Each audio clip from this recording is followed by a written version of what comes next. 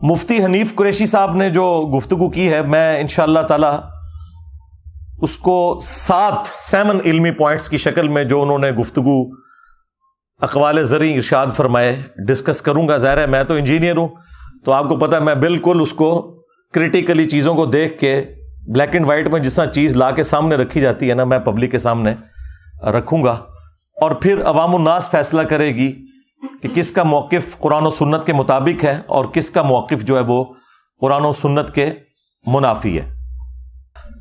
علمی point number 1، مفتی صاحب نے فرمایا کہ انجینئر صاحب جو ہیں وہ کروڑوں لوگوں کو گستاخ رسول اور ختم نبوت کا منکر اور کافر ڈکلیئر کرتے ہیں، اور علماء کی بے حرمتی کرتے ہیں ان عقائد اور نظریات کی بنیاد کے اوپر. آپ اندازہ کریں وہ بریلوی جنہوں نے باقی تمام مکاتب فکر کے کروڑوں لوگوں کو گستاخی کے نیزے کی نوک پہ لیا ہوا تھا پچھلے 100 سال سے، آئیں رہے قابو میرے فرعون. ہاں، اب ان کو اس ہیٹ کا اندازہ ہوگا.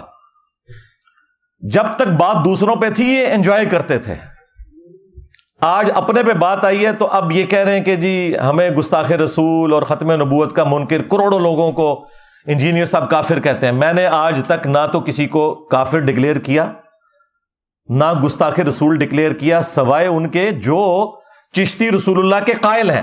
اگر تم قائل نہیں ہو تو تمہیں فکر ہی نہیں ہونی چاہیے. جو لوگ قائل ہیں یہ ان کے لیے تکلیف والی چیز ہوتی ہے. جب تمہارا دعویٰ ہے کہ ہمارا یہ کلمہ ہی نہیں ہے، ہمارا کلمہ لا الہ الا اللہ محمد رسول اللہ ہے، اور انجینئر صاحب جھوٹا الزام لگا رہے ہیں، پھر کوئی تکلیف نہیں ہونی چاہیے.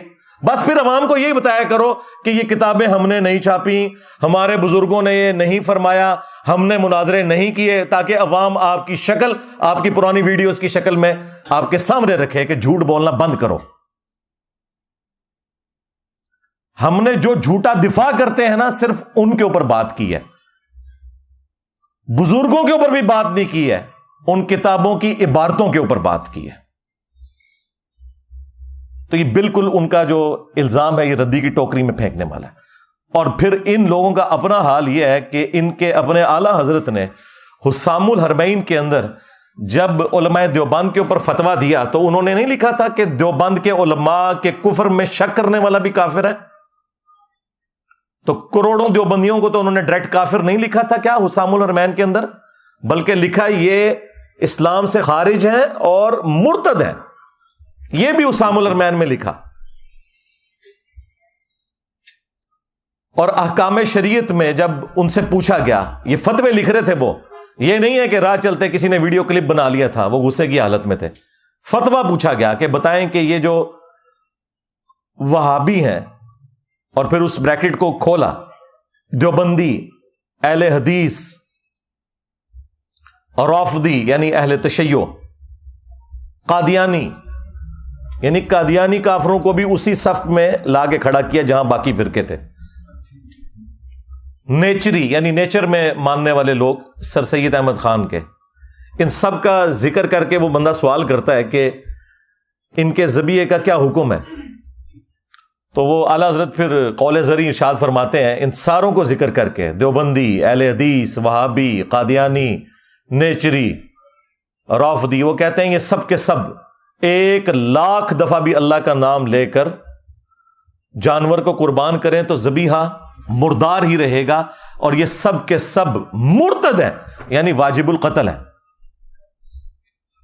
شمشیر اعلیٰ حضرت صاحب، تمہارے اعلیٰ حضرت تو اپنے سوا سارے فرقوں کے علماء اور ان کی پبلک کو واجب القتل قرار دیتے ہیں.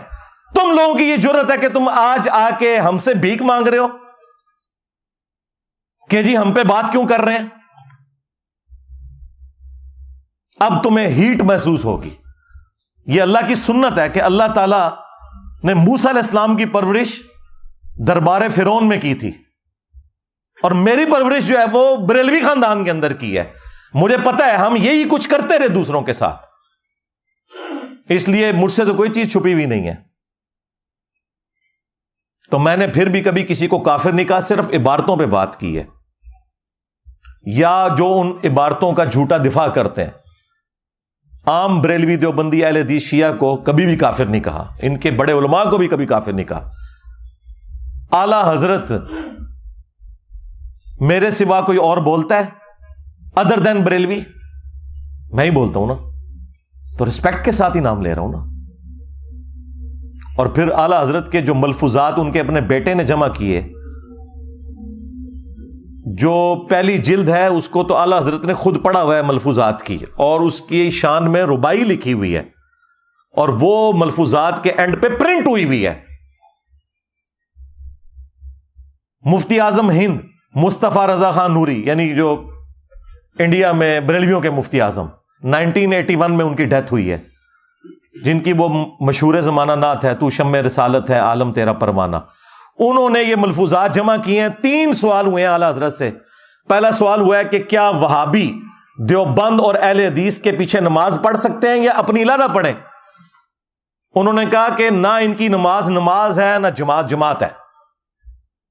دوسرا سوال ہوا کیا ان کی مسجد میں نماز پڑھ سکتے ہیں؟ تو جواب دیا کفار کی مسجد مثل گھر کے ہے، عام گھر والی اس کی ایک تقدس والا معاملہ ہوگا، مسجد والا تقدس نہیں ہوگا.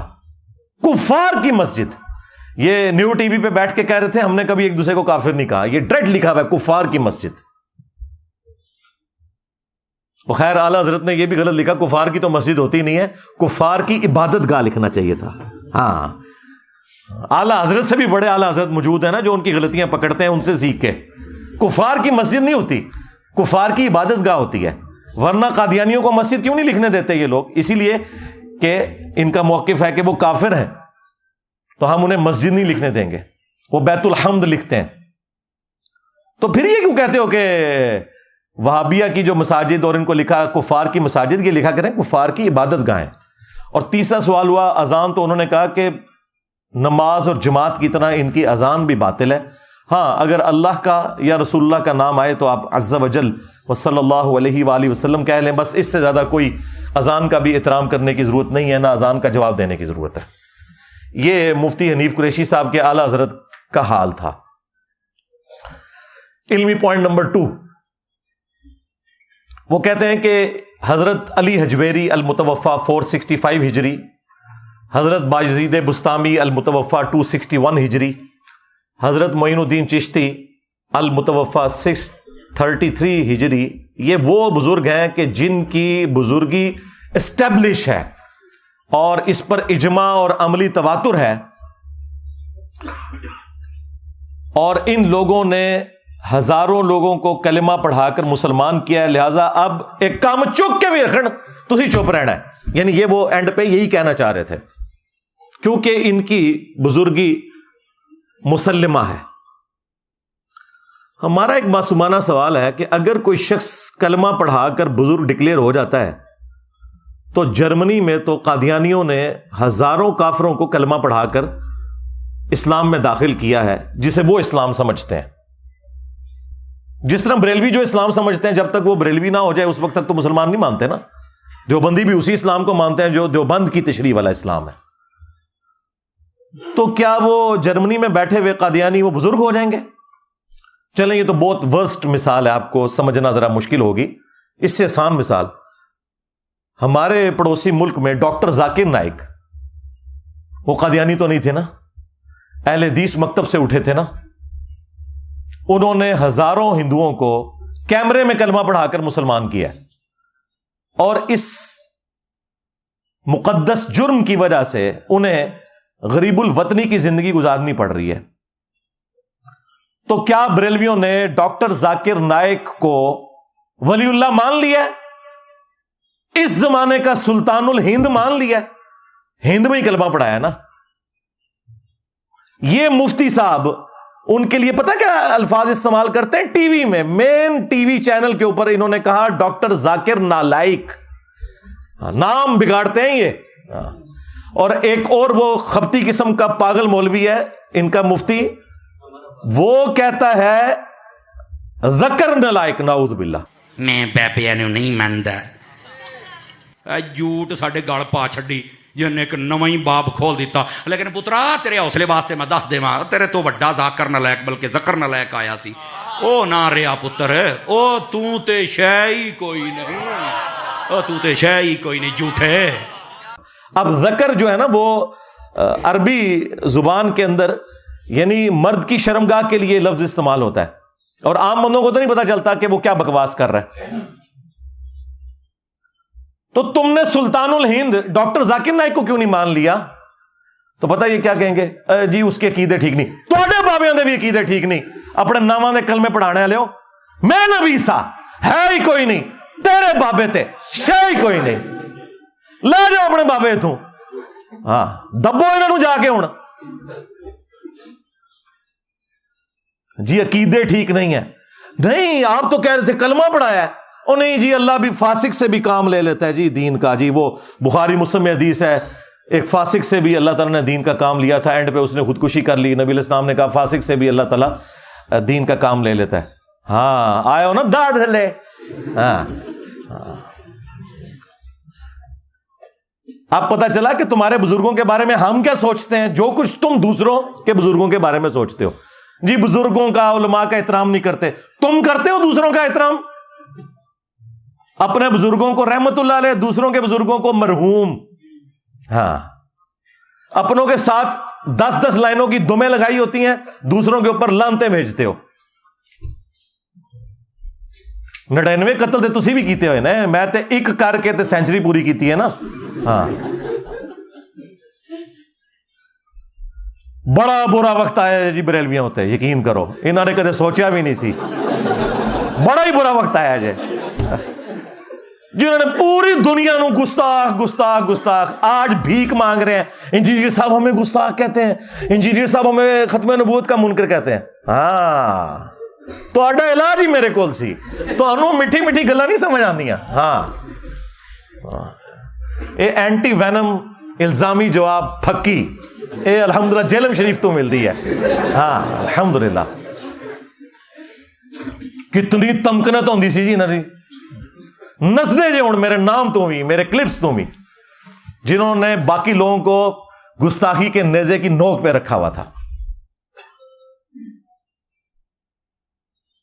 تو میرے بھائی یہ جب تکلیف خود کاٹنی پڑتی ہے نا, پھر پتہ چلتا ہے دوسروں کو اس طریقے سے ڈکلیئر کرنا بڑا آسان ہے. علمی پوائنٹ نمبر 3, وہ کہتے ہیں کہ جی یہ جو بزرگوں کی تعلیمات ہیں نا, یہ انہوں نے خود نہیں کتابیں لکھی ہوئی, یہ تو ملفوظات ہیں ان کے, لوگوں نے بعد میں جمع کر دیے. پھر اس میں الحاقی عبارتیں بھی ہیں جو بعد میں داخل ہو گئیں, تو اس وجہ سے آپ کو اتنے کفریات اس کے اندر ملتے ہیں. اور پھر انہوں نے ساتھ اس کے ایڈ کیا کہ اگر یہ بزرگ ہمارے زمانے میں ہوتے ہیں نا, تو ہم انہیں سامنے بٹھا کے خود پوچھتے کہ حضرت یہ آپ نے بکواس ارشاد فرمایا ہے. ہاں بکواس ہی ہے نا, بکواس چھوٹا لفظ بول رہا ہوں, کفر بکا ہے آپ نے, یہ چشتی رسول اللہ والا کفر آپ نے بکا ہے. اور اگر وہ کہتے ہاں میں نے بکا ہے, تو ہم ان پہ کفر کا فتویٰ دیتے. یہ مفتی صاحب نے کہا ہے ویڈیو میں کہ اگر یہ ہمارے زمانے میں آتے نا, تو ہم ان سے پوچھتے کہ حضرت یہ آپ نے کہا ہے, ہم نہیں مان سکتے آپ نے کہا ہے. اگر پھر بھی وہ کہتے نا کہ ہم نے کہا ہے, تو ہم ان پہ کفر کا فتویٰ دے دیتے. سرکار تو یہی تو بات میں بھی کر رہا ہوں, آپ نے مان لیا یہ کفریات ہیں. تو اس پہ میرا جواب یہ ہے کہ سب سے پہلے مجھے یہ بتائیں ان کی لیگیسی کون آگے لے کے چل رہا ہے, ان کی کتابیں کون پرنٹ کر رہا ہے؟ یہود و نصارہ پرنٹ کر رہے ہیں یا بریلویوں کے بزرگ آج تک یہ 700-800 سال سے گند سمیٹتے ہوئے آ رہے ہیں؟ پرنٹنگ تمہارے بابوں نے کی ہے. اگر تم لوگ سمجھتے ہو یہ کفریات تھے, تو یہ کون سی دین کی خدمت ہوئی ہے کہ تم نے ان کے ملفوظات جمع کیے ہیں؟ نہیں جی جو بات قرآن و سنت کے مطابق ہو وہ آپ لے لیں, جو قرآن و سنت کے مطابق نہ ہو وہ آپ نہ لیں. کیوں بھائی, جو قرآن و سنت کے مطابق ہے وہ تو پہلی قرآن و سنت میں لکھی ہوئی ہے. اینج کر کے کان کیوں پھڑنا ہے؟ نہ ادھروں رکھو اپنی کتابوں, لاؤ چوک چ رکھ کے اگ, جن میں گستاخیاں لکھی ہوئی ہیں, اپنے ناموں کے کلمے پڑھوائے ہوئے ہیں تمہارے بزرگوں نے. نہیں وہ الحاقی عبارتیں وہ بعد میں شامل ہو گئی ہیں. پرنٹ کیوں کر رہے ہو؟ او جی ہمارے اعلیٰ حضرت نے تو فتاوی رضویہ کے اندر کہہ دیا تھا کہ جی اگر کوئی شخص یہ دعویٰ کرے کہ میں اللہ کا رسول ہوں تو اسے کافر کہیں گے. ایک کیڑی ایڈی پی ایچ ڈی گل ہے جی انہوں نے پبلک کی ہے, تو سارے نوں پتا ہے. بڑا احسان کیتا ہے جی اعلیٰ حضرت نے امت ہوتے کہ دس کے کہ اگر کوئی کہ میں اللہ کا رسول ہوں نبی علیہ السلام کے بعد تو ہم اسے کافر کہیں گے. ادھر جو نے کیا کڑیا ہے. اس سے پھر وہ کہتے ہیں وہ چشتی رسول اللہ والی ساری چیزیں فارغ ہو جاتی ہیں, کیونکہ اعلیٰ حضرت نے پھر اس میں یہ بھی کہا کہ چشتیہ کے بزرگوں کی طرف جو کتابیں ہیں نا یہ غلط منسوب ہوئی ہوئی ہیں, انہوں نے یہ باتیں نہیں کہیں. لیکن سرکار اعلیٰ حضرت بھی پھر میری داڑھ تھلے آ گئے. میں نے ان کو بتایا کہ بھائی فتاوی رضویہ میں آپ چشتیہ کے بزرگوں سے تو جان چھڑا لو گے, لیکن فتاوی رضویہ میں اعلیٰ حضرت نے ایک ایسی کتاب کی تعریف کی ہے, نہ صرف تعریف کی بلکہ کہا یہ رسول اللہ کی بارگاہ میں مقبول ہے, 7 سنابل, اس کے اندر بھی چشتی رسول اللہ نکل آیا. اگر اعلیٰ حضرت کو پتا تھا کہ اس میں چشتی رسول اللہ لکھا ہوا ہے, اس کے باوجود اس نے تعریف کی تو اعلیٰ حضرت گیا. اعلیٰ حضرت صاحب تسی گئے, اور اگر نہیں پتا چلا تو تیری بزرگی گئی. کہتے ہیں نا غوث وقت ہے, دلوں کے حال جانتے ہیں. اور سارے غوث فارغ ہو گئے 800 سال تو کسی نے پتہ نہیں لگا کی کوڑ لکھے ہے تھوڑی کتاب اندر. تو اعلیٰ حضرت بھی مجرم ہے, کیونکہ انہوں نے حشت بہشت کو اگر فراڈ کہا ہے نا تو 7 سنابل کی تعریف کی ہے, اور تم لوگ تو حشت بہشت بھی چھاپ رہے ہو اور 7 سنابل بھی چھاپ رہے ہو. لہذا چشتی رسول اللہ اعلیٰ حضرت کے کھاتے میں ڈل گیا. سیدھی سی بات ہے, اعلیٰ حضرت کو کوئی اس حوالے سے ہم چھٹی نہیں دے سکتے. اور تفنن کے لیے میں عرض کروں گا پھر کہ اعلیٰ حضرت پھر اسے مانو کہ جس نے اتنے 100 سال بعد تمہیں بتایا کہ تمہارے بزرگوں نے کتابوں میں کیا گند گھولا تھا اور تمہارے بزرگوں نے کیا کتابوں میں گند چھاپا تھا. یہ تو جس نے بتایا نا اسے پھر اب اعلیٰ حضرت مانو, اور ٹائم قیامت تک ہے, مننا کو نہیں تسی, ہاں لیکن آپ کے عوام مانیں گے انشاءاللہ تعالی. علمی پوائنٹ نمبر 4,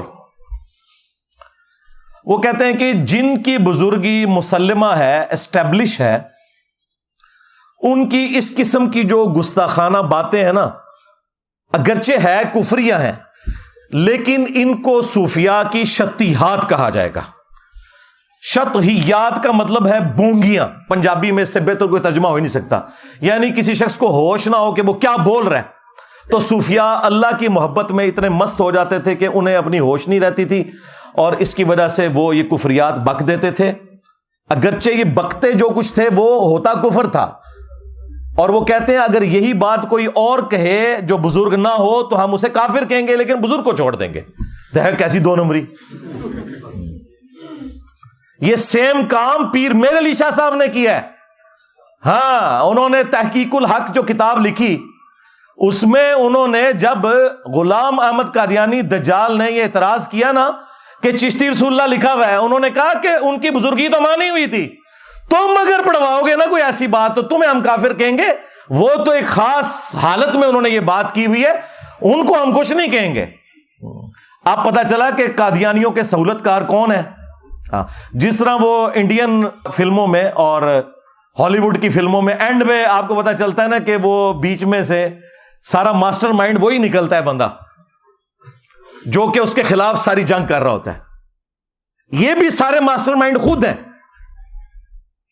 آج تک انہوں نے کبھی گستاخانہ عبارتوں کے خلاف کوئی دھرنا دیا, لہذا یہ کوئی بھی ختم نبوت کے اوپر کام نہیں کر رہے. ختم نبوت کام وہ ہوگا جو چشتی رسول اللہ اور اشر علی رسول اللہ کے خلاف ہوگا. یہ صرف اینٹی قادیانی ہے. ایک چھوٹے سے طبقے کو انہوں نے پکڑا ہوا ہے, اور اپنے بلنڈر جو اس سے بڑے ہیں.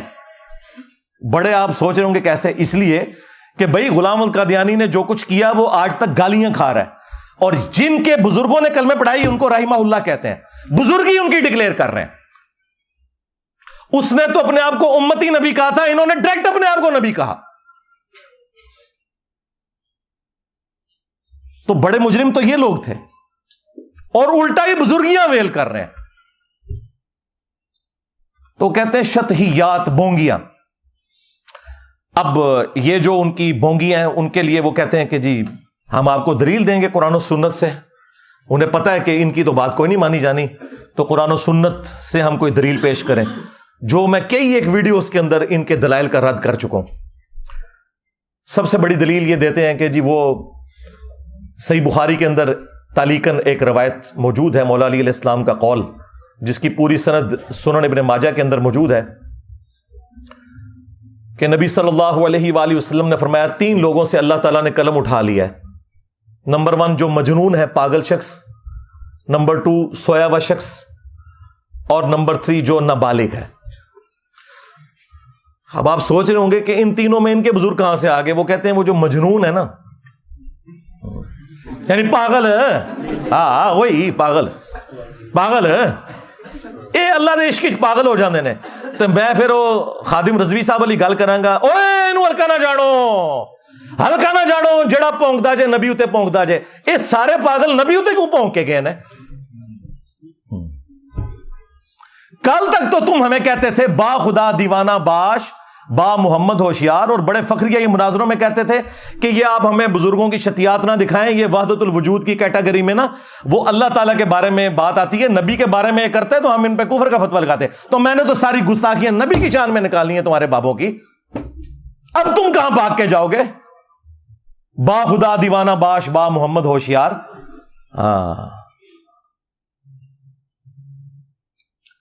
تو یہ شتیہات میں یہ والی حدیث پیش کرتے تھے، مجذوب، کلندر، مجنون، پاگل، وہ کہتے ہیں جی اس میں آتا ہے سیدھی طرح کو پاگل سن۔ یہ پاگل ذرا اور ہوتا ہے یار، صحابہ میں تو اس طرح کا پاگل کوئی نہیں ہوا، یہ سارے بعد جی پاگل آئے نے، ساڑھے بتے ہی لگنے سن پاگل۔ اچھا، دوسری وہ دلیل پیش کرتے ہیں کہ جی وہ مسلم شریف میں ایک حدیث موجود ہے، نبی علیہ السلام نے ایک توبہ کرنے والے شخص کی مثال بیان کی کہ اللہ تعالیٰ کو توبہ کرنے سے کتنی خوشی ہوتی ہے، اس شخص کی مانند کہ جو کسی صحرا کے سفر پر ہو اور اس کا سارا سامان سواری پر لدا ہوا ہو، تھوڑی دیر کے لیے وہ آرام کرے اور اس کی سواری وہاں سے غائب ہو جائے اور اسے اپنی موت سامنے نظر آئے، اتنے میں اچانک اس کی سواری سامان سمیت واپس آ جائے تو اسے اتنی خوشی ہوگی، کیونکہ ریگستان میں تو آپ سواری کے بغیر، سامان کے بغیر سفر کر نہیں سکتے، کئی دن تک پانی آتا ہی نہیں ہے، تو خوشی میں اس شخص کی زبان لڑکھڑا جائے اور وہ یہ کہے کہ اے اللہ تو میرا بندہ میں تیرا رب، بجائے یہ کہنے کے کہ میں تیرا بندہ تو میرا رب، اس کی زبان لڑکھڑا جائے، تو اس بات کو وہ دلیل کے طور پر پیش کرتے ہیں کہ ہمارے بزرگوں کی زبان بھی لڑکھڑا جاتی تھی، کہنا وہ کچھ اور چاہتے تھے، یہ نکل جاتا تھا۔ دیکھیں کتنا جھوٹ بولتے ہیں یہ اپنے بابوں کو بچانے کے لیے، وہ تو پڑھواتے تھے، پڑھ بیٹا،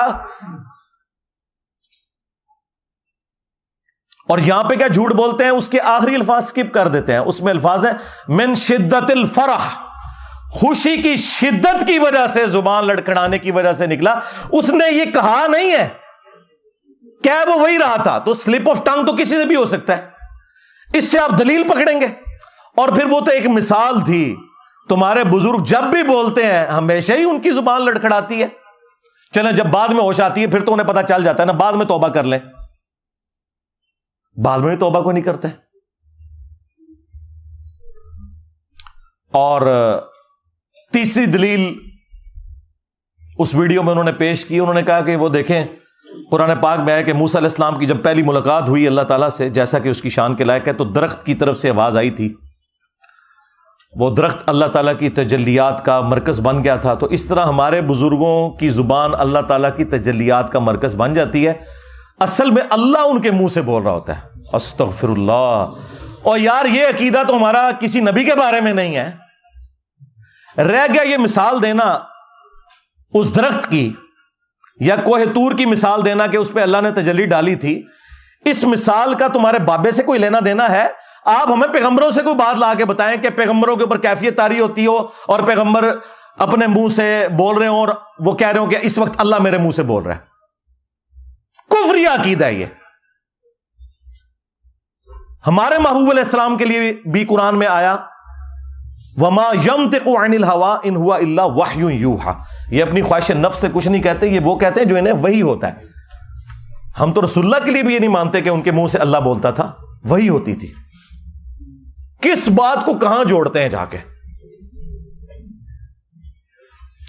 اور چوتھی دلیل یہ دیتے ہیں کہ جی وہ بخاری میں حدیث ہے ہاتھ بن جاتا ہوں پاؤں بن جاتا ہوں.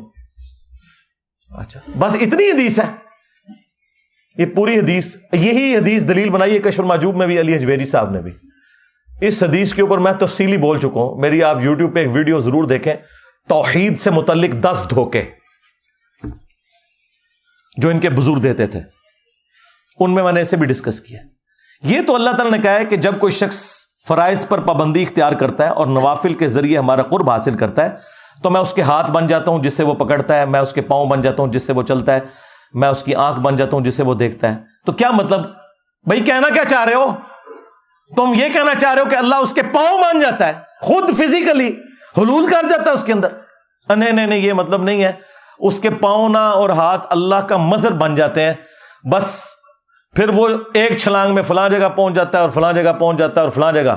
بھائی اس حدیث کے اینڈ پہ آپ پڑھیں کہ جب وہ اپنے دشمن کے اگینسٹ مجھ سے پناہ طلب کرتا ہے تو میں اس کی دعا قبول کرتا ہوں. ہاں, اگر وہ بن چکا ہے تو خود کیوں نہیں دشمن کی ایسے گیٹی مروڑ دیتا؟ دعا کیوں مانگتا ہے؟ وہ تو مظہر بن چکا ہے نا. اس کا معنی بالکل یہ نہیں ہے.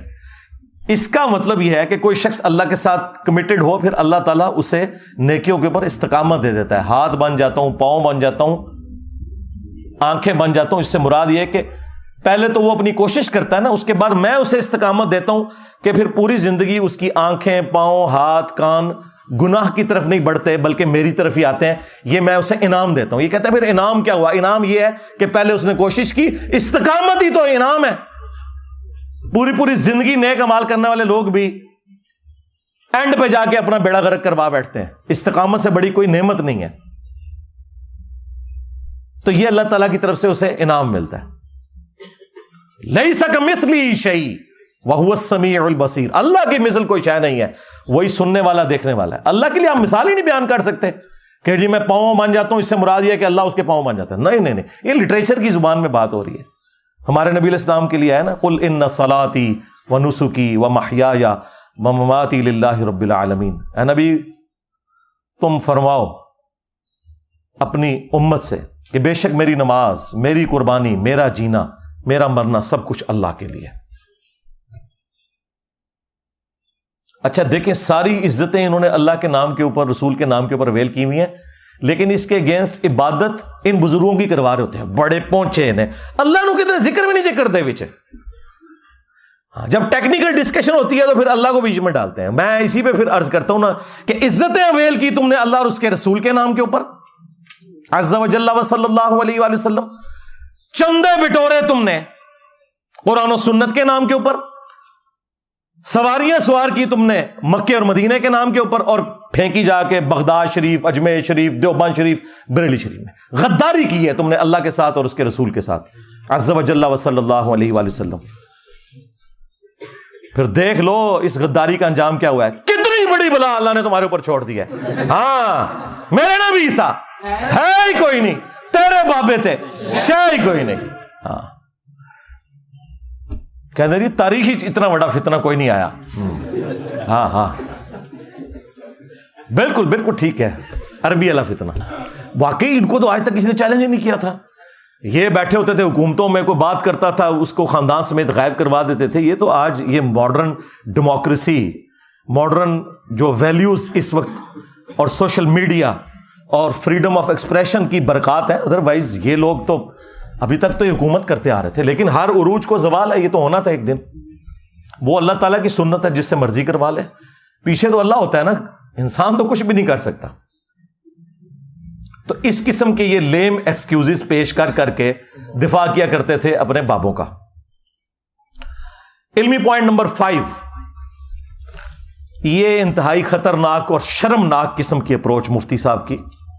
یہ ساری باتیں کرنے کے بعد نا کہ جی یہ ان کی طرف غلط منسوب ہے, وہ ایسا کر نہیں سکتے, اگر ہمارے سامنے کرتے ہم فتویٰ دے دیتے, یہ کتابیں بدل گئی ہیں. اینڈ پہ جا کے نا جنہوں کے اندر پنجابی گھوں کھا لیا, ہاں غلاظت کھا لی, اور ان باتوں کا دفاع کرنا شروع کر دیا. چشتی رسول اللہ کا بھی دفاع کیا, اور لوائی اعظم من لوائی محمد، میرا جھنڈا محمد کے جھنڈے سے بھی بڑا ہوگا، اس کا بھی دفاع کر دیا۔ اللہ کے بندو، جب یہ کہہ رہے تھے کہ یہ بکواسیات ہیں تو دفاع کس بات کا کر رہے ہو؟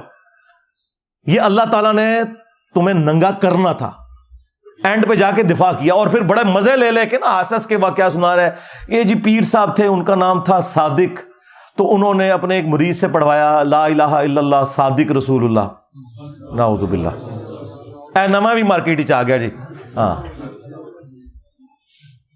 پھر دوسرے کسی بزرگ تک بات پہنچی تو انہوں نے کہا نہیں، کوئی پریشانی والی بات نہیں ہے، وہ صادق اپنے آپ کو مراد نہیں لے رہے تھے، وہ صادق نبی علیہ السلام کو مراد لے رہے تھے، کیونکہ نبی علیہ السلام بھی تو صادق اور امین ہے۔ دیکھو کڈی کہانی کراندے جے، پر چشتی دی چے تے عربی چ کوئی نہیں جی ہوندی۔ ہاں اچھا، یہ تعویل پرانے بزرگ بھی کرتے تھے کہ وہ جب کلمہ پڑھا رہے ہوتے تھے نا تو بیچ میں نیت نبی علیہ السلام کی کرتے تھے۔ ہاں، تو سرکار اس کا مطلب یہ ہے کہ اگر سیدنا ابوبکر کلمہ پڑھاتے ہیں صدیق رسول اللہ، تو نبی علیہ السلام بھی تو صدیق ہیں، نبی علیہ السلام فاروق بھی ہیں، نبی صلی اللہ علیہ وآلہ وسلم غنی بھی ہیں، آپ مرتضیٰ بھی ہیں، حیدر بھی ہیں۔ تو کیا خلفائے راشدین اپنے ناموں کے کلمے پڑھا کے تو یہ کنایا کیا کرتے تھے؟ تو یہ جو میں نے دعویٰ کیا تھا نا کہ ان کا اور ان کے بزرگوں کا اس دین کے ساتھ کوئی لینا دینا نہیں ہے جو اس شخصیت میں نازل ہوا ہے جس کی قبر مدینے میں ہے صلی اللہ علیہ وآلہ وسلم، تو میں یہ کہنے میں حق بجانب ہوں کہ مرنے سے پہلے اے مسلمان کر لے اس پہ غور، کتابوں کا خدا اور ہے، بابوں کا خدا اور، کتابوں کا پیمبر اور ہے، بابوں کا پیمبر اور۔ یہ لوگ میرے پہ اعتراض کرتے تھے نہیں جی خدا تو ساروں کا ایک ہے، انجینئر صاحب نے 2 خدا بنا دیے۔ یہ بھائی محاورے میں بات ہو رہی ہے، خدا تو واقعی سب کا ایک ہے، آپ بھگوان کہہ لیں، خدا کہہ لیں، اللہ کہہ لیں، گاڈ کہہ لیں، سپریم بینگ کہہ لیں، سپر نیچرل ایجنسی کہہ لیں، لیکن ان کوالٹیز کے ساتھ ماننا ہے جو نبی صلی اللہ علیہ وآلہ وسلم نے تعلیم فرمائی ہیں، ورنہ پھر آپ اس اللہ رسول کو نہیں مان رہے، ہاں آپ اپنے بزرگوں کی تعلیمات لے کر چل رہے ہو۔ تو اینڈ پہ جا کے انہوں نے پھر دفاع کیا چشتی رسول اللہ کا، اور پھر لوائی اعظم من لوائی محمد، بازید کے اس نعرے کا انہوں نے دفاع کیا کہ قیامت کے دن بازید نے کہا تھا نا کہ میں، یعنی اس کی زبان سے یہ، بلکہ یہ الفاظ جو موجود ہیں وہ تو بڑے خطرناک ہیں کہ بازید سے پوچھا گیا کہ بتائیں قیامت کے دن سب لوگ کس کے جھنڈے کے نیچے ہوں گے؟ تو اس نے کہا کہ میں اللہ کی قسم اٹھا کر کہتا ہوں کہ ساری مخلوقات، محمد اور تمام انبیاء قیامت کے دن میرے جھنڈے کے نیچے ہوں گے، نعوذ باللہ من ذالک۔ تو مفتی صاحب نے اس کی تعویل کیا جی، اس کی تعویل میں یہ کرتا ہوں کہ ان کے منہ سے اس وقت اللہ بول رہا تھا، ہاں یہ پرانے بھی یہی کچھ کہتے تھے، تو اللہ کا جھنڈا تو محمد کے جھنڈے سے بڑا ہی ہوگا نا۔ ان ظالموں سے پوچھو کہ قیامت کے دن کیا اللہ کا جھنڈا اور محمد کا جھنڈا الگ ہوں گے، یا لواء الحمد اللہ کا جھنڈا محمد رسول اللہ صلی اللہ علیہ وآلہ وسلم کے ہاتھوں میں ہوگا؟ تو یہ کوئی تعویل بنتی ہے تمہاری؟ شرم نہیں آئی تمہیں یہ بات کرتے ہوئے؟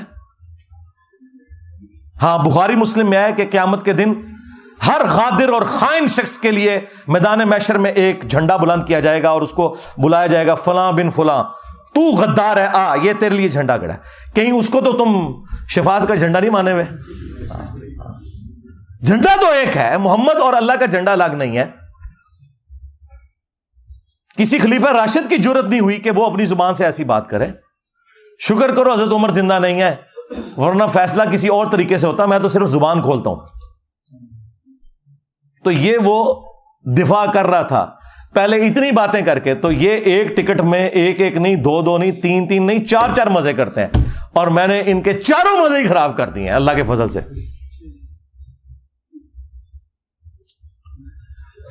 علمی پوائنٹ نمبر 6، سیکنڈ لاسٹ، اور یہ میں بریلوی عوام کو مخاطب کر رہا ہوں کیونکہ یہ لوگ تو ناقابل علاج ہیں، سیدھی سی بات ہے کہ میں نے کئی ایک ویڈیوز میں گستاخانہ عبارتیں ہائی لائٹ کی ہیں، میں مختصراً یہاں پر بھی بیان کر دیتا ہوں۔ آپ اپنے علماء سے پوچھیں کہ یہ عقیدے آپ کے قرآن و سنت میں کہاں فٹ بیٹھتے ہیں۔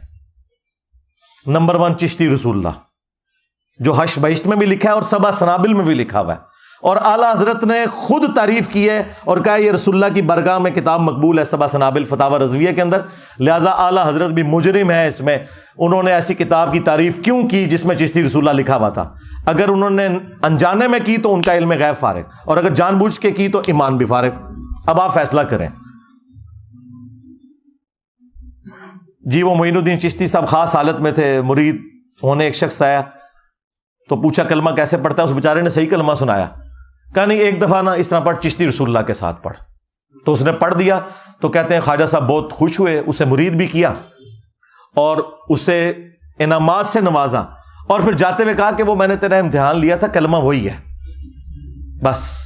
یہ جو آخری جملہ کہتے ہیں رجوع ہو گیا۔ سرکار رجوع اس طرح ہوتا ہے؟ خود تو دوسروں کو کہتے ہو کہ جو جھوٹی موٹی بھی قادیانی لکھ کے جرمنی چلا جائے تو اسے اعلانیہ توبہ کرنی ہوگی، تمہارے چاچے کو، تمہارے چاچا چشتی کو توبہ نہیں کرنی ہوگی؟ اور چاچا جی تھوڑی چاچی گئی، ہاں جب تو نے چشتی رسول اللہ پڑھایا تھا تیری بیوی فارغ ہو گئی تھی، سب سے پہلے تجھے دوبارہ چاچی لینی ہے جا کے واپس، اس کے بعد تیری بیعت بھی ٹوٹ گئی تھی۔ جب تک تو خود مرید نہیں ہوتا کسی کا تو آگے بیعت کسی کو نہیں کروا سکتا۔ جو ان کا ڈھکوسلا چل رہا ہے تصوف کا، مطلب میں تو اس کو فراڈ سمجھتا ہوں، سلسلہ ٹوٹ گیا تو اس نے بیعت کیا کیا ہے فراڈیے نے؟ نہیں جی یہ غلط منصوبہ ہے، پرنٹ کیوں کر رہے ہو؟ اتھے کیوں نہیں ترنے دینے جا کے؟ اتھوں ترنے نکل دے جی جیتوں کتاباں بھی پرنٹ ہوندیاں نے، اتھے نہیں دیندے۔ تو یہ بالکل فراڈ ہے۔ توبہ اسی طریقے سے ہوگی کہ میں نے کفر بکا تھا، سب سے پہلے میں کلمہ پڑھ کے مسلمان ہوتا ہوں، آج تم واپس چلا جا، میں پہلے خود کوئی پیر تلاش کروں گا، کوئی پھر نکاح خام تلاش کروں گا، اور نیا حق مہر بھی ہوگا، یہ ذہن میں رکھیے گا، ایویں نہیں چاچی واپس آندی، ہاں جب نکاح نیا ہوگا تو حق مہر بھی نیا ہوگا۔ چاچو تیری چاچی گئی، ہاں چاچو دی چاچی گئی، چاچی بھی چے تے چاچو بھی چے تے چشتی بھی چے، اے ہن تھلے لکھیا کرو چشتی چاچو تیری چاچی گئی، اے لے جاؤ جتھے کوئی بزرگاں دی گل کرن تھلے لکھو چشتی چاچو تیری چاچی گئی۔ ہاں ہاں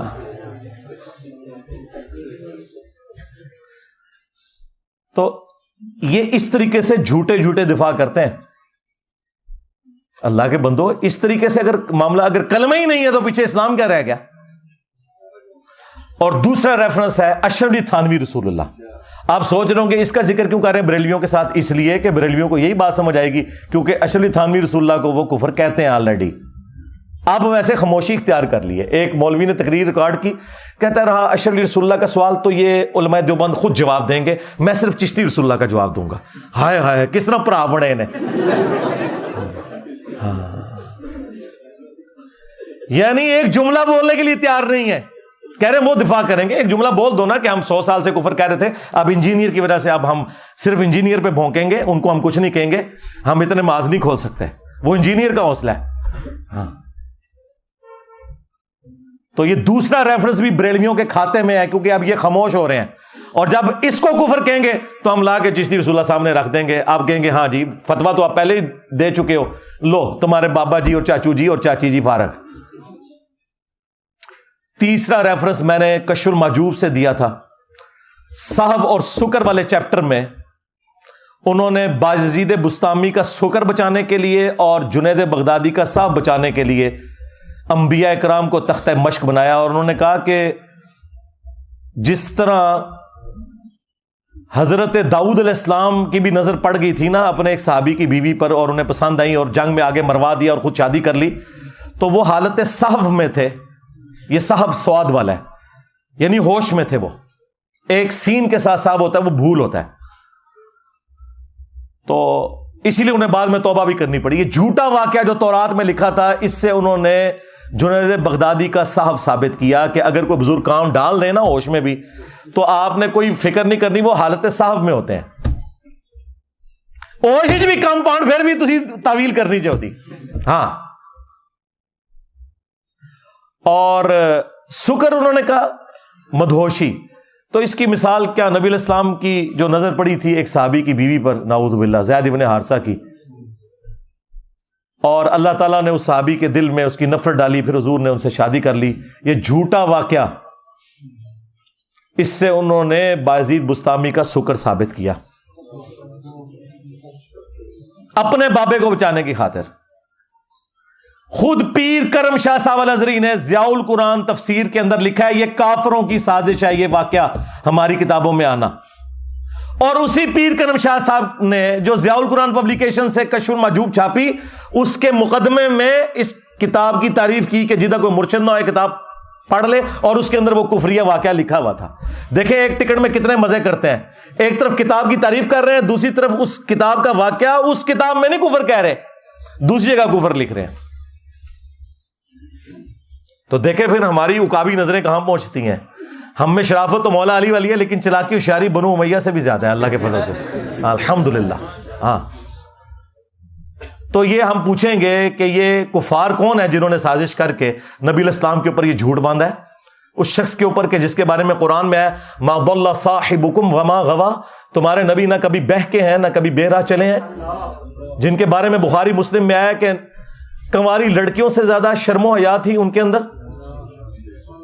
ان کے بارے میں تم کہہ رہے ہو کہ وہ صحابی کی بیوی کے اوپر نعوذ باللہ اس طرح ہو گئے. اور ایک چھوٹو مولوی انہوں نے لانچ کیا، وہ چھوٹو ایسا میرے قابو آیا ہے، یہ چھوٹو آج کہہ رہا ہے یہ چشتی رسول اللہ تو بالکل کفر ہے، یہ تو بعد میں کسی نے ڈالا ہے. اور یہ چھوٹو اس مناظرے میں نہ صرف بیٹھا ہوا تھا جس میں انہوں نے چشتی رسول اللہ کا دفاع کیا، بلکہ یہ پیچھے سے سبحان اللہ بھی کہہ رہا تھی. ہاں خواجہ نے کیا فرمایا، سنو کہ میں کون ہوں اور کیا ہوں. محمد الرسول اللہ صلی اللہ علیہ وسلم کے دربار کے کمینے غلاموں میں سے ایک ہوں، کمینے غلاموں میں سے ایک ہوں، کمینے غلاموں میں سے ایک ہوں. انہوں پتہ ہی نہیں سی کہ اے سبحان اللہ ایک دن انا للہ ہو جائے گا. ہاں اور تو قیامت تک مار دیتا ہے، بول دے ہی نہیں. 10 تنو کس نے توبہ کرائی؟ تو دفاع کر رہا تھا، سبحان اللہ پڑھ رہا تھا. تو اس چھوٹو نے نا اس کفریہ واقعے کو حلال کرنے کے لیے کہتا ہے مسلم شریف میں بھی اس طرح کی حدیث موجود ہے، تو انجینئر صاحب اس پہ کیوں نہیں فتویٰ لگاتے؟ اندازہ کریں مسلم شریف میں کچھ اور بات لکھی تھی، انہوں نے اپنا بابا بچانے کی خاطر مسلم شریف کی حدیث کو تختہ مشق بنایا. وہ آپ حدیث خود پڑھیں، اس میں کوئی ایسی بات نہیں لکھی ہوئی. صحیح مسلم میں حدیث موجود ہے کہ نبی صلی اللہ علیہ وآلہ وسلم نے فرمایا کہ اللہ تعالیٰ نے مجھے اچانک جو نگاہ پڑ جاتی ہے نا کسی نامحرم پر، حکم دیا کہ میں فوراً ہٹا لوں. اور ایک اور حدیث ہے صحیح مسلم کے اندر جو اس نے پیش کی کہ نبی علیہ السلام ایک جگہ بیٹھے تھے، سامنے سے کچھ عورتیں گزری، آپ کی اچانک نظر پڑی تو آپ نے ہٹا لی اور آپ اپنے گھر گئے، اپنی بیوی کے ساتھ ازدواجی تعلق قائم کیا اور پھر باہر تشریف لائے. اور آپ نے فرمایا کہ اگر اس طریقے سے کسی کی نظر نامحرم پر پڑ جائے غلطی سے تو فوراً ہٹا لے اور وہ اپنی بیوی کے پاس جائے، کیونکہ اللہ تعالیٰ نے اس کے پاس بھی وہی چیز رکھی ہے. یہ طریقہ تمہیں دل صاف رکھنے کے لیے، پاک رکھنے کے لیے ایک کارگر طریقہ نبی صلی اللہ علیہ وآلہ وسلم نے تعلیم فرمایا. اس سے وہ کہہ رہے ہیں کہ جی وہ جو واقعہ لکھا ہوا ہے نا زید ابن حارثہ کی بیوی والا، اس میں تو لکھا ہے کہ وہ ناپسند ہوئی، نبی علیہ السلام نے اس عورت سے شادی کر لی. یہ واقعہ اگر مسلم میں یوں ہوتا نا کہ جس عورت پہ حضور کی نظر پڑی تھی وہ جیسے ہی اپنے گھر پہنچی، اس کے خامند کے دل میں اللہ نے اس کی نفرت ڈال دی، پھر اس نے طلاق دے دی، پھر نبی علیہ السلام نے اس کو بلوا کے خود اس سے شادی کر لی. یہ بکواس لکھا ہوا تمہارے بابے نے، مسلم شریف میں یہ نہیں لکھا ہوا. دھوکہ دینا بند کرو. یہ 3 ریفرنس ہو گئے جی. چوتھا ریفرنس وہ تذکرۃ الاولیاء میں جو بایزید نے کہا کہ لوائی اعظم من لوائی محمد، قیامت کے دن محمد کے جھنڈے سے بڑا میرا جھنڈا ہوگا، اور میں قسم اٹھا کے کہتا ہوں کہ محمد اور تمام انبیاء اور تمام انسانیت میرے جھنڈے کے نیچے ہوگی. اور تنو کھنگڑ نہیں دینا کسی نے. ہاں اور حنیف قریشی صاحب کہہ رہے ہیں نہیں وہ اللہ بول رہا تھا، اللہ کا جھنڈا تو محمد کے جھنڈے سے بڑا ہوگا. بھائی اللہ کا جھنڈا تو آلریڈی محمد صلی اللہ علیہ وآلہ وسلم کے ہاتھوں میں ہے، تمہارے بابے کے ہاتھ میں کون سا جھنڈا ہے؟ کہیں وہ جھنڈا تو نہیں جو بخاری مسلم میں آیا کہ ہر غادر اور خائن شخص کے لیے، دھوکہ باز کے لیے میدان محشر میں ایک جھنڈا گاڑا جائے گا اور اسے آواز دی جائے گی فلاں بن فلاں آ جا، ایتھے کھلو پتہ لگے کہ تو دھوکے باز ہے. یہ تمہارے بابوں کے ساتھ ہونا ہے. یہ جھنڈے ہیں جن کو تم نے لواء الحمد مانا ہوا ہے. تمہارا بایزید یہ کہتا رہا. اب تو یہ دفاع کرتے ہیں نا, تو پھر ہم انہیں کہہ سکتے ہیں نا. اور دیکھو تمہارا بایزید یزید دا ابا, ہاں یہ بھی 261 ہجری میں مرا ہے, اور ہمارے امام مسلم بھی 261 ہجری میں دنیا سے تشریف لے گئے. ایک ہی سن میں دونوں فوت ہوئے ہیں. ان کی کنیت ہے ابو الحسین, ہاں, اور تیرے بابے کی کنیت ابو یزید. اور اس سے بڑا جھوٹ کہتے ہیں امام جعفر کا مرید تھا وہ. اور جعفر کے مرید تو آج یزید نہیں رکھتے اپنے بچوں کے نام, کہتے ہیں جی جائز نہ ہے, رہو نا, ہاں, تاکہ جدو اسکول جاؤ. ہائے ہائے ہائے ہائے, کتنا کلپ وائرل ہوا پھر انہوں نے ایک گل سمجھ آندی ہے. ہاں, تیرے بچے جب اسکول جائیں تو لوگ کہیں یزید آ گیا, اور چھٹی کے وقت جب تو لینے کے لیے جائے تو کہیں یزید دا ابا آ گیا. ہاں, بچاؤ اپنے بابے نو, ہن اپنے نام رکھو, اپنے پتروں دے نام یزید رکھو, اور اپنی کنیت رکھو ابو یزید. ہاں, تیرا ابو یزید تو کہتا رہا کہ محمد صلی اللہ علیہ وسلم میرے جھنڈے کے نیچے ہوں گے, اور میرا امام مسلم ابو الحسین مسلم نے مسلم شریف میں حدیث لی کہ نبی علیہ السلام نے فرمایا قیامت کے دن سب سے پہلے میں قبر سے نکالا جاؤں گا, سب سے پہلے میں شفاعت کروں گا, سب سے پہلے میری شفاعت قبول کی جائے گی. اور مسلم شریف میں ایک اور حدیث ہے کہ سب سے پہلے میں جنت کا دروازہ کھٹکھٹاؤں گا, داروغے جنت پوچھیں گے کون, میں کہوں گا محمد, تو وہ کہیں گے کہ مجھے اللہ نے حکم بھی یہ دیا تھا کہ صرف آپ کے نام کے اوپر یہ دروازہ کھلے گا. ہاں, یہ میرا امام لکھ کے گیا ابو الحسین مسلم بن حجاج القشیری. اور بازید کے چیپٹر میں نا انہوں نے لکھا ہوا ہے بازید بستامی کی معراج. ہاں, اور کہتے ہیں جس طرح انبیاء میں رسول اللہ کو معراج ہوئی ہے نا, اس طرح اولیاء میں اس کو ہوئی ہے معراج. یعنی ابو بکر عمر عثمان و علی کو نہیں ہوئی, انہوں ہوئی ہے.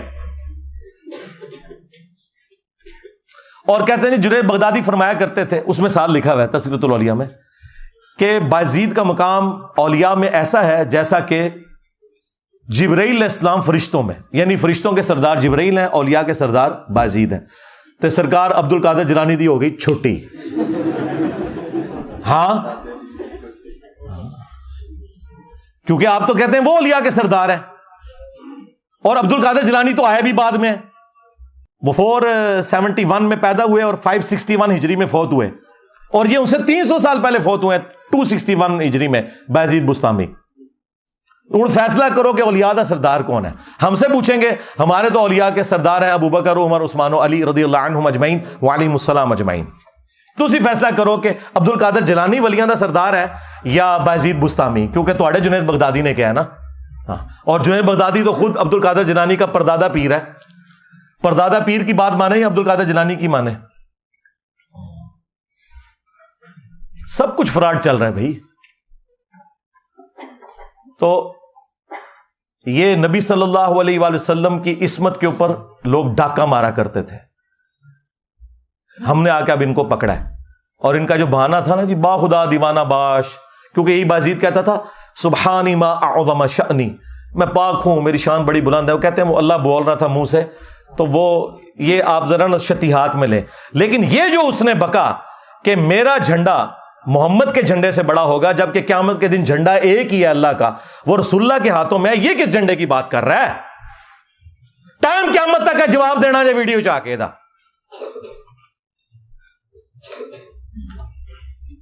اور 5واں ریفرنس وہ کشف المحجوب میں بھی لکھا ہے, تذکرۃ الاولیاء میں بھی لکھا ہوا ہے.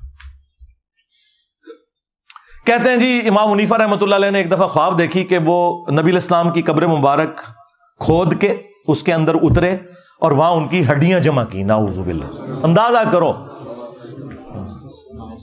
اور انہوں نے ترجمہ کیتا ہے استخوان مبارک, یعنی وہ ڈھانچے کو اتنی شستہ اردو میں لکھ دیا استخوان مبارک. ایک ہڈی کو دوسرے سے الگ کر رہے ہیں. گھبرا کے اٹھے, ظاہر خواب ہی بڑا شیطانی خواب تھا, اور اپنے دوست ابن سیرین کے پاس گئے. یہ یعنی امام حنیفہ پہ جھوٹ باندھا ہے, یہ انہوں نے ان کو اونچا کرنے کے لیے ان کی طرف منسوب کیا. ان کو ہم کچھ نہیں کہتے. تو انہوں نے کہا اس میں تسلی تھی کہ آپ نبی الاسلام کی سنتوں کو جمع کریں گے. یہ گستاخانہ خواب کیا اللہ تعالیٰ دکھا سکتا ہے کسی امتی کو؟ یہ گستاخی ہے. اس کی وجہ ہے کہ کسی امتی کا یہ عقیدہ نہیں کہ نبی الاسلام کی قبر مبارک میں ہڈی ہیں. یہ تو عقیدہ خود گستاخانہ ہے. اللہ نے اگر خواب دکھانا تھا تو دکھاتا کہ امام حنیفہ نبی الاسلام کے برتن جمع کر رہے ہیں, آپ کا آسا مبارک جمع کر رہے ہیں, آپ کے کپڑے مبارک جمع کر رہے ہیں, قبر میں اتر کے ہڈیاں جمع کر رہے ہیں, اور الفاظ ہیں ایک کو دوسرے سے چن چن کے علیحدہ کر رہے ہیں. اچھا جڑی وہ کیتیاں سن وہ کتنے نے لیاؤ کیڑی کتاب جو امام حنیفہ دی جہدے چ انہوں نے حدیثاں جمع کیتیاں نے؟ اے بھی کوڑ ہے تہاڈا. جنہوں نے حدیثیں جمع کی تھی ان کی تو کتابیں یہاں رکھی ہوئی ہیں. امام حنیفہ کی کتاب کدھر ہے؟ لے کے آؤ. جھوٹ. انبیاء کے جسم سلامت ہونا اس کی جڑ قرآن میں ہے. سورہ سبا کے اندر موجود ہے کہ حضرت سلیمان علیہ السلام لاٹھی کے سہارے یوں بیٹھ گئے اور ان کی روح پرواز کر گئی, اور کتنا عرصہ تک یوں ہی رہے, اور جنات کو پتہ نہیں چلا. وہ تو جب لاٹھی کو دیمک چاٹ گئی تو وہ جسم نیچے آیا تو پھر انہیں پتہ چلا. اور اللہ تعالیٰ نے کہا کہ اگر علم غیب ہوتا جنوں کے پاس تو یہ تکلیف نہ کاٹتے. تو لاٹھی کتنی دیر میں چاٹی ہوگی دیمک نے؟ ہفتوں مہینوں چاہیے. جسم پہ کوئی کیڑا نہیں آیا. اور قبر مبارک کے اندر ابو داؤد میں حدیث موجود ہے, ان اللہ حرم علی الارض ان تاکل اجساد الانبیاء, بے شک اللہ تعالیٰ نے حرام کر دیا انبیاء کے حق میں کہ مٹی ان کے جسموں کو کھائے. بعض لوگ اس روایت کے اوپر کلام کرتے ہیں, اس عقیدے پہ نہیں, لیکن امت کی اکثریت اس روایت کو صحیح مانتی ہے. صرف امام بخاری کا اختلاف ہے, وہ تفرد ہے. لیکن امام بخاری نے صحیح بخاری میں لیا ہے کہ حضرت عمر کی وفات کے 70 سال کے بعد آلموسٹ جب حجرہ عائشہ گر گیا تو ایک پاؤں ظاہر ہوا. لوگوں نے استغفار پڑھی کہ یہ پاؤں نبی علیہ السلام کا ہے. تو بعد میں عروہ ابن زبیر کو بلایا گیا جو سیدہ عائشہ کے بھانجے تھے, محرم تھے, وہ اس حجرے میں اکثر جایا کرتے تھے. انہوں نے جب پاؤں دیکھا انہوں نے کہا نہیں یہ حضرت عمر کا پاؤں ہے, اس جگہ حضرت عمر کی قبر تھی. اچھا اس میں یہ نہیں ہے کہ پھر حضرت عمر نے اپنا پاؤں خود اندر کر لیا, نہیں, انہوں نے اندر کر کے ان کو. آج بھی نبی علیہ السلام کی قبر کھودیں گے, نبی علیہ السلام آپ کو اسی حالت میں نظر آئیں گے جیسے آپ کو دفنایا گیا تھا. ہاں, کوئی چلتے پھرتے نظر نہیں آئیں گے. جو انبیاء کا قبروں میں نماز پڑھنا یہ سب کچھ برزخی ہے. اسی طریقے سے بیت المقدس میں جمع ہونا یہ سب کچھ برزخی ہے. تو امام بخاری اس عقیدے کو صحیح مانتے تھے. اور وہ حدیث جو المصنف ابن ابی شیبہ کے اندر موجود ہے اور ہمارے استاد شیخ زبیر صاحب نے فضل الصلاۃ علی النبی میں بھی لی ہے, حضرت عمر فاروق رضی اللہ تعالیٰ عنہ کا قول ہے, جب وہ دانیال علیہ السلام کی وہ ایک جسم مبارک کا تابوت نکلا تو پھر انہوں نے وہاں تستر نامی جگہ جہاں سے یہ نکلا تھا انہوں نے پھر خط لکھا کہ یہ اللہ کے پیغمبروں میں سے ایک پیغمبر کا تابوت ہے, اور اللہ کے جو پیغمبر ہوتے ہیں ان کی لاش کو نہ مٹی کھاتی ہے, نہ آگ جلاتی ہے, اور نہ درندے کھاتے ہیں. یہ پروٹوکول ہے. یہ وہ حدیث ہے جسے سارے صحیح مانتے ہیں, یعنی یہ عقیدہ اپنی اصل میں ٹھیک ہے. تو اب مجھے بتائیں انہوں نے یہ عقیدہ کہاں سے نکال لیا کہ جی قبر مبارک کے اندر ہڈیاں؟ کہتے ہیں جی خواب پہ تو کوئی اختیار نہیں. ہم کہہ رہے ہیں اختیار کوئی نہیں, لیکن اسے شیطانی خواب کون آ, اس کو تم فضیلت بنا کے کیوں پیش کر رہے ہو؟ ہم بھی کہہ رہے ہیں یہ شیطانی خواب ہی اکثر تمہارے بابے دیکھتے تھے. وہ نبی علیہ السلام کا جسم مبارک کیوں کہہ رہے ہو؟ یہاں میں تم سے اختلاف ہے. لو جی یہ میں نے 5 حوالے دیے, اور اس سے پہلے میں نے اسی پارٹی کے ایک اور بندے کو بھی دیے تھے, بریلوی پارٹی میں جو دوسری طرف ہے, جس طرح وہ رائٹسٹ ہوتے ہیں اور لیفٹ والے لوگ ہوتے ہیں نا, اس وقت بریلیوں میں بھی 2 پارٹیاں بن گئی ہیں نا. ایک کو لیڈ کر رہے ہیں مفتی اشرف آصف جلالی صاحب, ڈاکٹر اشرف آصف جلالی صاحب. انہیں بھی میں نے یہ کہا تھا, انہوں نے کہا تھا انجینئر جس چیز کے اوپر تجھے ہے نا اپنا مسئلہ وہ تو ویڈیو میں بیان کر, تو وہ میں نے بیان کیا ہوا ہے. آج تک کسی نے کوئی علمی جواب نہیں دیا. یہی 5 حوالے میں نے ان کو بھی دیے تھے پنجتن پاک کی نسبت سے, یہی 5 حوالے آج میں نے دوسری پارٹی کو بھی دیے ہیں, حنیف قریشی صاحب, کیونکہ مفتی حنیف قریشی کو یہ رافضی کہتے ہیں اور یہ ان کو ناسبی کہتے ہیں. اسی لیے وہ داتا دربار گئے تھے تو انہوں نے تقریر نہیں کرنے دی مفتی صاحب کو, بھاگنا پڑا وہاں سے. تو بریلویوں میں بھی اس وقت 2 بڑے دھڑے بنے ہوئے ہیں. تو اس کو تو میں نے پہلے دیا تھا, مفتی صاحب کو میں نے اب دے دیا, اور میں نے کوئی بے احترامی مفتی صاحب کی نہیں کی. امید ہے وہ ویڈیو میں آ کے جواب دیں گے اور ان ساری باتوں میں اپنی عوام کو سیٹسفائی کریں گے.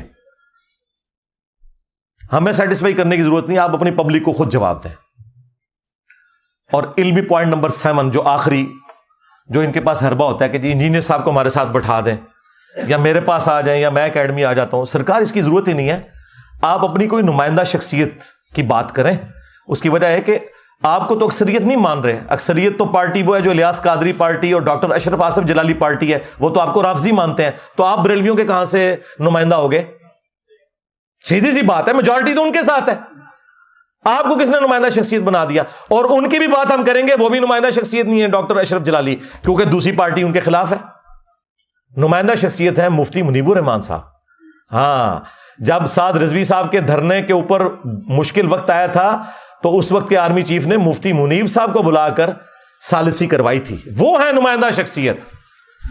تو نکالو اپنے بڑوں کو، ہاں ہوا لگواؤ 14 اگست کے اوپر. ہاں ہاں یار، ہمارے پاکستانی قوم بھی اپنے صدر پاکستان کو ہوا لگواتی ہے. ہاں، حالانکہ ڈیموکریٹک سسٹم میں صدر کے عہدے کی کوئی ضرورت ہی نہیں. یہ کروڑوں اربوں روپے کا نقصان پاکستانی نیشن کے اوپر انہوں نے تھوپا ہوا ہے. پرائم منسٹر ہے، بس صرف ایک اعزازی ہوتا ہے. تو اپنے بڑوں کو ہوا لگواؤ نا. دیکھو، جب ہمارے صحابہ کرام پر برا وقت آیا، غزوہ حنین کے موقع پر ایک تکبر والا جملہ صحابہ کی زبان سے نکل گیا. سورہ توبہ میں آیا، اپنی کثرت کے اوپر انہوں نے تعجب کیا. تو اللہ تعالیٰ کہتا ہے پھر بھاگنے کی جگہ نہیں ملی. ہاں جی، ہم بدر میں 313 تھے، غالب آئے، آج تو ہم ہزاروں میں ہیں. قبیلہ حوازن کے تیروں کا مقابلہ نہیں کر سکے، اور 12,000 کے لشکر میں صرف 80 بندے نبی الاسلام کے ساتھ رہ گئے. اور نبی الاسلام اپنے خچر پہ اکیلے آگے بڑھے 80 لوگوں کو ساتھ لے کر. اور آپ کی مہار آپ کے چچا زاد ابو سفیان بن حارث نے، یہ مامو جی کے والد نہیں ہے، یہ نبی الاسلام کے چچا زاد ہے، ابو سفیان بن حارث. ہاں، اور نبی الاسلام خچر پہ آگے بڑھ رہے ہیں. انا النبی لا کذب انا ابن عبد المطلب، میں نبی ہوں، اس میں کوئی شک نہیں، میں عبد المطلب کا بیٹا ہوں، اس میں کوئی شک نہیں. یعنی لیڈر کا پتہ ہی اس وقت چلتا ہے جب مشکل وقت آتا ہے. اگر نبی الاسلام اپنی اس دعوت میں سچے نہ ہوتے تو کبھی آگے نہ بڑھتے. اور آپ نے ایک مٹھی بھری یوں کنکروں کی اور کافروں کی طرف یوں پھینکی، اللہ تعالیٰ نے ان کی آنکھوں کو اندھا کر دیا، مسلمانوں کو فتح نصیب ہوگی. تو سرکار، آپ کے فرقوں کے اوپر برا وقت آیا ہے تو نکالو اپنے بڑے باہر. ہاں، نکلے مفتی منیب صاحب. میں ہوں مفتی منیب، اس میں کوئی شک نہیں، میں ہوں مفتی اعظم پاکستان. انجینئر کدھر ہے؟ نکل آ. مفتی صاحب آئیں، ان کو آنے کا ٹکٹ بھی دوں گا، اور اسلام آباد سے جیلم کی میں اسپیشل گاڑی ان کے لیے بھجواؤں گا، اور یہاں میں انہیں بٹھاؤں گا، خود سامنے بیٹھوں گا. ہاں، آ کے بات کریں عقیدے کے اوپر. اور یہ مجھے شوق نہیں ہے، یہ کہتے ہیں نا جی بیٹھ، اور ہمارے اسٹوڈنٹ بھی ہمیں آئے دن جو ہے وہ تنگ کرتے ہیں. میں آپ لوگوں کی وجہ سے کہہ رہا ہوں، ورنہ مجھے کوئی ضرورت نہیں یار. جن لوگوں کی اپنی ویورشپ سینکڑوں اور ہزاروں میں ہے، ٹھیک ہے، میری تصویر لگائیں تو ہزاروں تک جاتی ہے، ان کے ساتھ مجھے بیٹھ کے کیا لینا ہے؟ آئے. دیوبندیوں کو شوق ہے مفتی تقی عثمانی صاحب کو نکالیں. میں ہوں مفتی تقی عثمانی، علماء دیوبند کا ہیڈ. انجینئر آ سامنے، یہاں بیٹھے، میں نیچے بیٹھوں گا. وہابی نکالیں ساجد میر صاحب کو، شیعہ نے نکالنا ہے ساجد نقوی صاحب کو نکالیں. اور یہ مطلب میں ان کی کوئی توہین نہیں کر رہا، مجھے ان پر اعتماد ہے کہ ان کے ساتھ میں بات کروں گا تو مسئلہ حل ہوگا، کیونکہ نچلے تو اتنے زیادہ ہی ختم ہی نہیں ہوں گے.